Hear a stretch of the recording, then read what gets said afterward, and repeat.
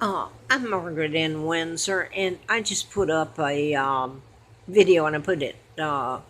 It was entitled "FBI Sting" and a question mark. It so for some reason it messed up when I put it up. At least part of it, the last part, and I wanted to get that back in. It took them off the part about.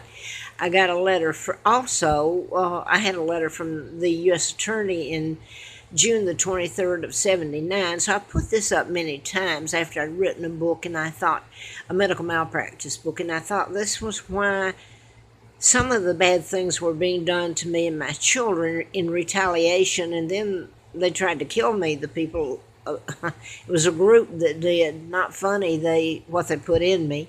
I should have died, but I mean, it was a miracle. But I wanted. Had a letter from the FBI June 23rd, 79. That was done April Fool Day of 80. But I wanted to say that I was illegally taken across the state line. I went for a tox screen on April the 1st, and they didn't do it. I finally got it done on the 9th, I believe, of April, and it showed what they put in me.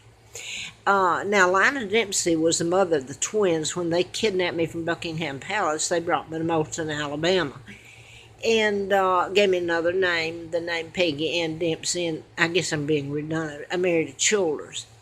But Lina Dempsey had murdered the twins, and the family covered it up back then. And the Illuminati kidnapped me, and that was Rockefellers, Rothschilds, Bilderbergers, Joe Kennedy, and JFK helped his own son. And my own Uncle George, illegal George, helped in take down my father in kidnapping me. So I put all this up. What I wanted to say, because people, I guess, don't even watch it, because I have to give background, and it becomes redundant sometimes before they get to the point I'm trying to make. I was stuffed in a car in the condition I was in, all this illegal, taken across the state line to Huntsville, Alabama, and I got a letter there, and I've never gotten one before or after, from former FBI Director William Webster. And he's from Missouri, St. Louis, Missouri, and he was FBI Director in 80. And I'd forgotten before, and I don't know who the president was. Anyway, it doesn't matter. But it was a letter from him, and it looked like it was his own handwriting. And so it was a little bit of confirmation, I thought, that he wrote it, as to maybe they were still there. They hadn't deserted me, the FBI. And they had a lot of sting, well, not a lot, but some stings going on, that white collar crimes. And it was where they filmed behind closed doors. It was some sheiks and I don't remember who all now, where they offered them bribes, and they took it, and they didn't know that they were being filmed or recorded. And I wonder in all this, because here was the point that got cut out of the other video that I put up. I'm using one example. I had a Eureka tent. I had to live on the Appalachian Trail. My home, jobbers were gotten to everything. Kept homeless, starving. I lived on the trail, which was rough, believe me. But I finally, before I really started getting any money, I did maybe some live-ins and waitressing to live. When I could get it, I took what I could to work and live. And I got a Eureka tent, and it happened to be a good one, and it was kind of cute, and you could at least sit up in it. And I parked. Well, I guess I did. Thinking I wish I had a car, I suppose. Anyway, the old trail going up Mountain Pass Road to Full Heart Knob is off. Did I say that? Troutville? I'm having a rough time. I've had vertigo and a little bit of everything here from the fumes. I'm allergic to them. But I slept in at the point for about, I don't know, I said 2 or 3, maybe it was about 5 nights. And I was down by, there's usually a stream there in the winter. and through the summer some. It's close to the road there, Mountain Pass Road, the entrance to the old trail.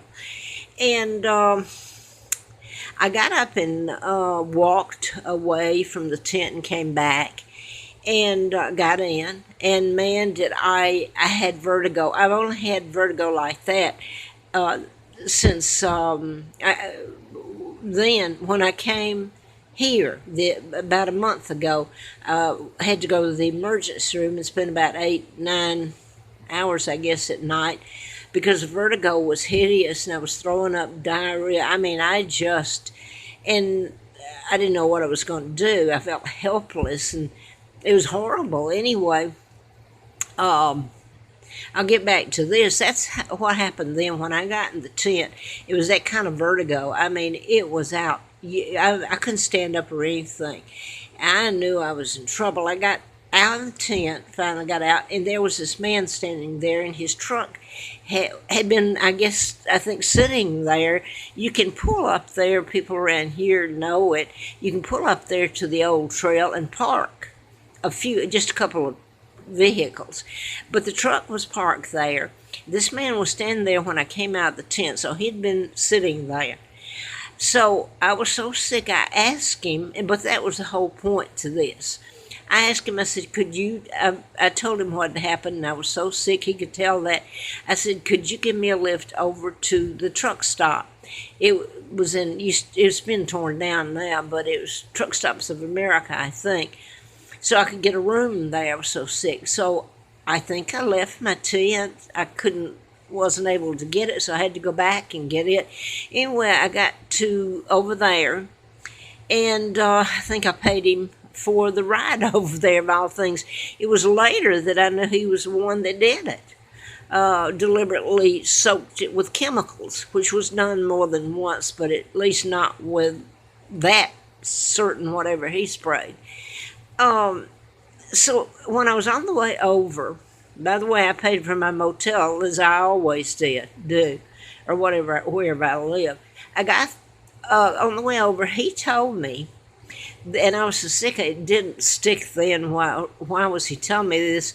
He said that if he didn't do what he was told, that they were going to put a block, and I can't remember the word they used, was it block or something, on his checking account, and he couldn't receive his money, which was, I don't remember, that come in each month or something. He explained it.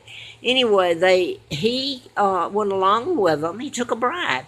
He had no right for the cops to, or law enforcement, to say, hey, we got this. Well, in that case, they were just going to block his account, and he couldn't use it. But he went along with them and did this to me. Now then, that's been told to me more than once, that their accounts, they did things because of having things done to their, blocking their accounts or something.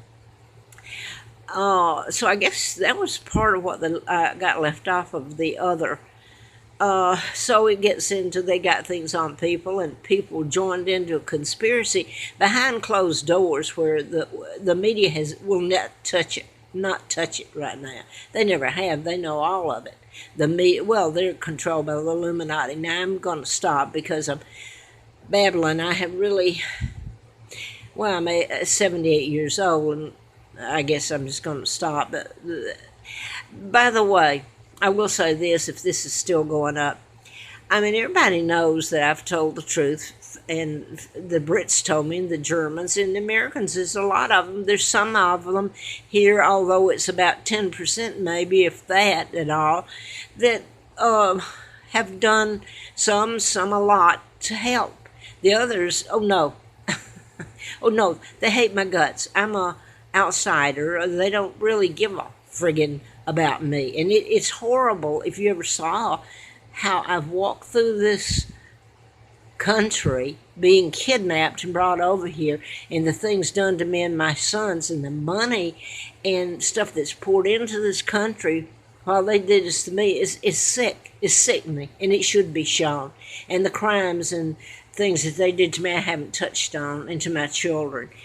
But I guess I'll stop. That's about it. I hope I pray that this is told, and I hope my father's name is cleared, what they did to me and my children, and I hope a part of them are dead, and unless there's God, they won't pay for their crimes. Um, so I have to stop. I've been so sick and everything. I'm going to stop. And where I'm at is still where I got the vertigo. And a couple of nights after I got back here after the vertigo, I went into the bathroom and the fumes were. It was the exhaust was fan. I keep it on to pull the fumes through it now. And I went in there, and the fumes were so bad, I just smacked. I don't know how it happened that I mean, it was like a shot to the head. I went to the wall and fell on my bottom, and I don't know what else happened. I can hardly walk or anything. And I'm going to leave it at that. I hope that it's shown. Today is Comey is up there, former FBI director. And I thought Congress, from the day that they kidnapped me back in 40, the presidents, Eisenhower, Truman, Jimmy Carter, the Bushes, every one of them in their national security have not, what I meant, well, national security would too. It's probably a reason, because if you tell this, there might be people that don't like it. So that's where the national security involved, and they were involved in, well, they would be in my kidnapping or keeping it quiet and all that's ongoing with me. So I'm just going to stop. I realize that all I have to do is look at me on these tapes I've made, videos, and see the aging and how I've aged in the way I look. I really took a beating all my life, but the last 5 months has really been hell too.